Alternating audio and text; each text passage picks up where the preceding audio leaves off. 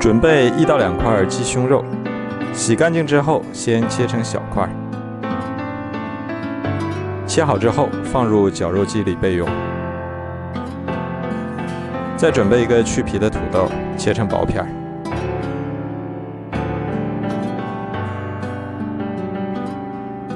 切好之后放入绞肉机里，再加入大蒜和姜丝，然后盖上盖子，打成肉泥。像这样就可以了。再打入1个鸡蛋，加入适量的黑胡椒粉、1勺辣椒粉、1勺玉米淀粉，再加1勺生抽、1勺蚝油、1小勺盐，然后盖上盖子，继续搅拌均匀。手上抹一点油，取1小块肉泥，先揉成鸡蛋黄大小的丸子，再轻轻拍扁。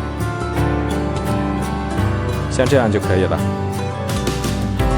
然后烤盘铺上油纸，做好小饼摆在烤盘上，烤箱上下火200度，提前预热5分钟，放入预热好的烤箱里，上下火200度烤15分钟，时间差不多了。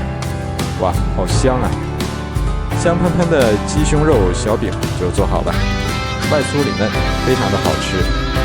装盘就可以开吃了。再配上番茄酱，口感会更好。